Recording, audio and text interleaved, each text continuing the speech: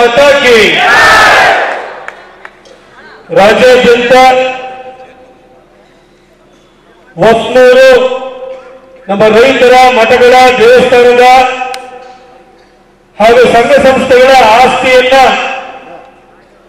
ಕಬಳಿಸುತ್ತಿರುವ ವಿರುದ್ಧವಾಗಿ ವಕ್ಫ್ ಹಟಾವೋ ದೇಶ ಬಚಾವೋ ಒಂದು ಆಂದೋಲನವನ್ನ ಇಡೀ ರಾಜ್ಯಾದ್ಯಂತ ಹಮ್ಮಿಕೊಳ್ಳಲಾಗಿದ್ದು, ಈ ಒಂದು ಕಾರ್ಯಕ್ರಮ ಈ ಆಂದೋಲನದ ಪ್ರಯುಕ್ತವಾಗಿ ಎರಡನೇ ಹಂತದಲ್ಲಿ ನಡೀತಾ ಇರುವಂತಹ ಈ ಜನಾಂದೋಲನ ಕಾರ್ಯಕ್ರಮದಲ್ಲಿ ಉಪಸ್ಥಿತರಿರುವಂತಹ ಕಂಪ್ಲಿಯ ಕಲ್ಮಠ ಇದರ ಯತಿವರ್ಯರಾದಂತಹ ಪ್ರಭು ಮಹಾಸ್ವಾಮಿಗಳೇ ಹಾಗೂ ಮಾತಂಗ ಮಠದ ಯತಿವರ್ಯರಾಗಿರುವಂತಹ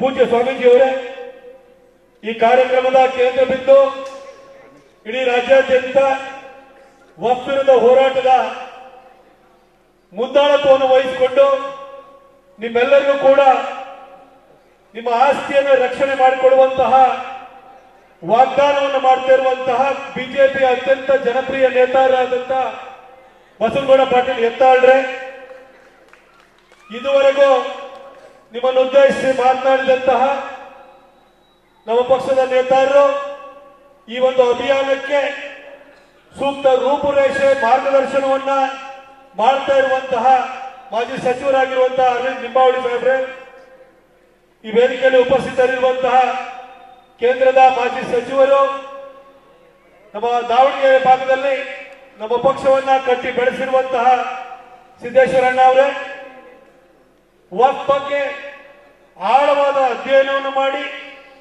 ಕೇಂದ್ರದಲ್ಲಿ ಜೆಪಿಸಿ ಯಂತ್ರಗಳನ್ನು ಕೂಡ ಬಹಳ ಪ್ರಬಲವಾಗಿ ನಮ್ಮ ರೈತರ ಪರವಾಗಿ ದಾಖಲೆ ಸಮೇತ ವಾದವನ್ನು ಮಂಡಿಸ್ತಾ ಇರುವಂತಹ ಮಾಜಿ ಸಚಿವರಾದಂತಹ ಕುಮಾರ್ ಬಂಗಾರಪ್ಪನವರೇ, ಈ ವೇದಿಕೆಯಲ್ಲಿ ಉಪಸ್ಥಿತರಿರುವ ಹರಿಹರದ ಶಾಸಕರಾಗಿರುವ ಬಿಪಿ ಹರೀಶ್ ಅವರೇ, ಈ ವೇದಿಕೆಯಲ್ಲಿ ಉಪಸ್ಥಿತರಿರುವಂತಹ ಹಾಗೂ ಈ ಒಂದು ವಕ್ಫ್ ವಿರುದ್ಧದ ಆಂದೋಲನಕ್ಕೆ ಬಸವನಗೌಡ ಪಾಟೀಲ್ ಯತ್ನಾಳ್ರ ಜೊತೆ ಹೆಗಲಿಗೆ ಹೆಗಲು ಕೊಟ್ಟು ದುಡಿತಾ ಇರುವಂತಹ ಹಾಗೂ ಅಭಿಯಾನವನ್ನು ರೂಪಿಸ್ತಾ ಇರುವಂತಹ ಮಾಜಿ ಸಚಿವರು, ಗೋಕಾಕ ಕ್ಷೇತ್ರದ ಸಾಮಾನ್ಯ ಶಾಸಕರು ಆಗಿರುವಂತಹ ರಮೇಶ್ ಜಾರಕಿಹೊಳಿ ಸಾಹೇಬರೇ, ಈ ವೇದಿಕೆಯಲ್ಲಿ ಉಪಸ್ಥಿತರಿರುವಂತಹ ರಾಯಚೂರಿನ ಮಾಜಿ ಸಂಸದರು, ನಮ್ಮ ಪಕ್ಷದ ಧುರೀಣರಾಗಿರುವಂತಹ ಬಿ.ವಿ. ನಾಯಕ್ರೆ,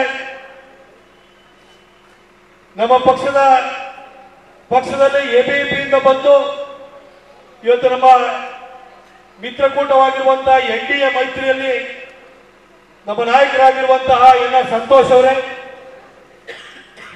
ವೇದಿಕೆ ಮೇಲೆ ಉಪಸ್ಥಿತರಿರುವ ರೇಣುಕಾ ಪ್ರಸಾದ್ ಅವರೇ, ಹಾಗೂ ನಮ್ಮ ಪಕ್ಷದ ಮಾಜಿ ಶಾಸಕರು ಆಗಿರುವ ಹಿರಿಯ ನೇತಾರರು ಆಗಿರುವಂತಹ ಶ್ರೀಮಂತ್ ಪಾಟೀಲ್ ಅವರೇ, ಹಾಗೂ ಜಗಳೂರು ಕ್ಷೇತ್ರದ ಮಾಜಿ ಶಾಸಕರು ಆಗಿರುವಂತಹ ರಾಜೇಶ್ ಅವರೇ, ವೇದಿಕೆ ಮೇಲೆ ಉಪಸ್ಥಿತರಿರುವಂತಹ ಎಲ್ಲ ಗಣ್ಯಮಾನ್ಯರೇ ಹಾಗೂ ವೇದಿಕೆ ಮುಂಭಾಗದಲ್ಲಿ ಆಸೀನರಾಗಿರುವ ನನ್ನೆಲ್ಲ ಪತ್ರಕರ್ತ ಮಿತ್ರರೇ ಹಾಗೂ ಕಂಪ್ಲಿಯ ಎಲ್ಲ ಬಂಧು ಬಾಂಧವರೇ ಹಾಗೂ ನನ್ನೆಲ್ಲ ಯುವ ಮಿತ್ರರೇ ಹಾಗೂ ಈ ಒಂದು ಕಾರ್ಯಕ್ರಮಕ್ಕೆ ಭದ್ರತೆಯನ್ನು ಒದಗಿಸಿರುವ ಪೊಲೀಸ್ ಇಲಾಖೆಯ ಎಲ್ಲ ಸಿಬ್ಬಂದಿ ವರ್ಗದವರೇ, ಬಂಧುಗಳೇ,